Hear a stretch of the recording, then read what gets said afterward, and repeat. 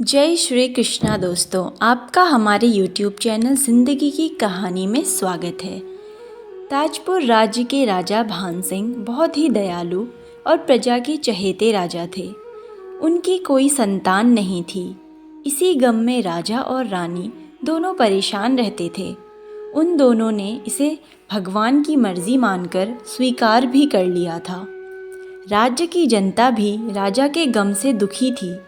राजा तो शिकार करके या जनता की सेवा करके अपना समय गुजार लेते थे और इससे उनका मन लगा रहता था, लेकिन रानी तो पूरा दिन खाली रहने के कारण, सिर्फ अपनी संतान न होने के कारण दुखी रहती थी।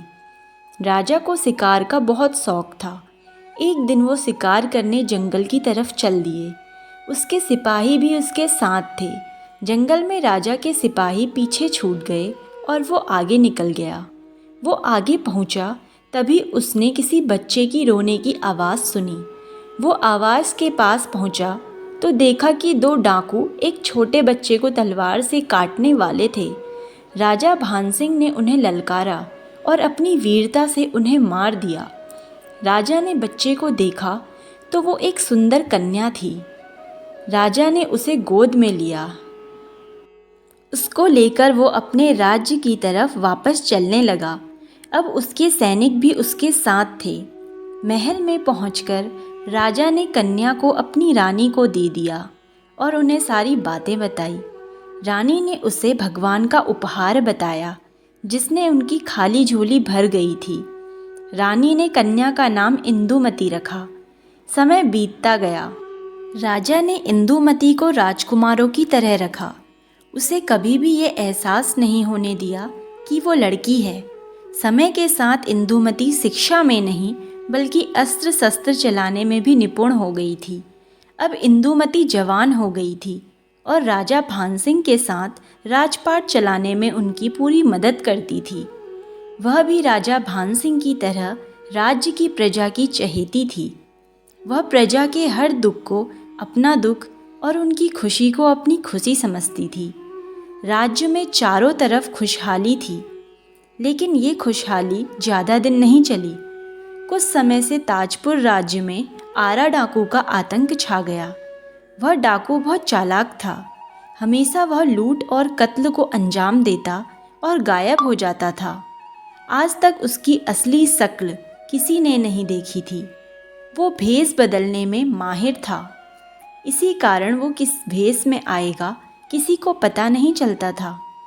राज्य की सेना और यहाँ तक कि सेनापति और राजा भी उसको पकड़ नहीं पाए। इसी फिक्र में राज दरबार में सभी बैठे थे। उसी समय इंदुमती बोली, पिता महाराज, यदि आप आज्ञा दें तो मैं इस आरा डाकू को पकड़ने की कोशिश करूं। राजा बोले, इंदुमती, सारी सेना और सेनापति सहित हम भी कोशिश करके हार गए, लेकिन यदि तुम भी कोशिश करना चाहती हो तो जैसी तुम्हारी इच्छा, लेकिन सावधान रहना, वो बहुत खूंखार है। इंदुमती ने उन्हें धन्यवाद कहा और उनकी आज्ञा लेकर वह दरबार से बाहर निकल गई। उस रात इंदुमती ने एक मर्द का भेष बनाया और राज्य में घूमने लगी। वह हर जगह घूम रही थी। बाजार, गलियों, खेतों में लगातार घूमते हुए उसे 5 दिन बीत गए, लेकिन वो आरा डाकू का पता नहीं लगा पाई। किंतु वह कत्ल और लूट को अंजाम अभी भी दे रहा था। इंदुमती ने आरा डाकू के बारे में और जानकारी जुटाई और उन घरों के लोगों से मिली जहां पर डाकू ने कत्ल और लूटपाट की थी। उसको आरा डाकू के बारे में पता लगा कि वह जवान लड़कियों का कत्ल नहीं करता था और जाने से पहले उस घर की लड़की का कंधा ज़रूर देखता था। इस जानकारी से इंदुमती को आश्चर्य हुआ, लेकिन इसी से उसे उस डाकू को पकड़ने की एक तरकीब भी सूझी। अगले दिन उसने राज्य में घोषणा करवाई कि राजा भान सिंह के जंगल वाले पुराने महल में सब राज्य की लड़कियां इकट्ठी होकर गौरी की पूजा करेंगी, जिससे कि उन्हें मनचाहा वर मिल सके। इसमें कोई भी मर्द शामिल नहीं होगा और राजकुमारी इंदुमती इस आयोजन का संचालन करेंगी। तय अनुसार इंदुमती कुछ बहादुर लड़कियों को साथ लेकर जंगल के महल में पहुंची और डाकू का इंतज़ार करने लगी। उसे पूरा विश्वास था कि डाकू इस घोषणा को सुनकर यहाँ ज़रूर आएगा। इंदुमती को ज़्यादा इंतज़ार नहीं करना पड़ा।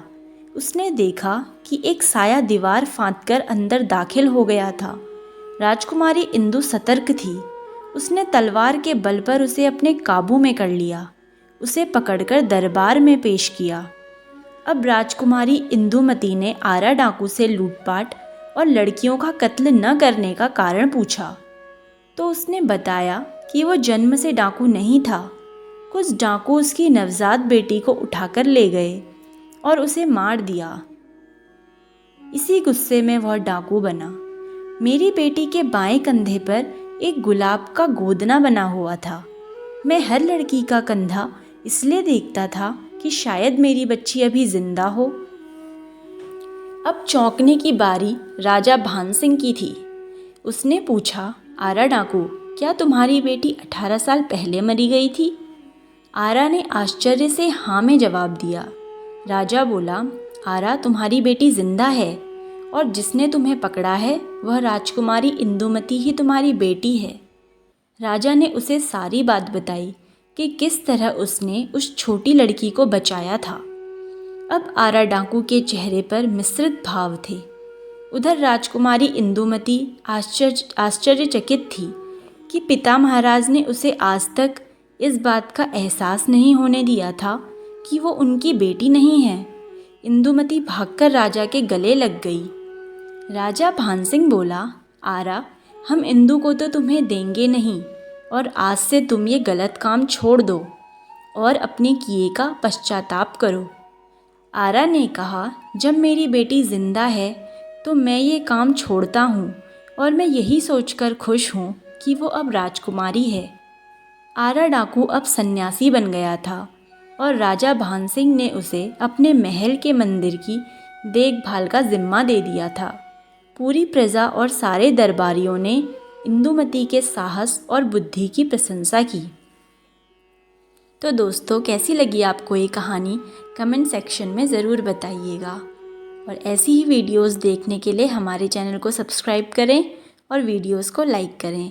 मिलते हैं आपसे नेक्स्ट वीडियो में। तब तक के लिए धन्यवाद। आपका दिन शुभ हो।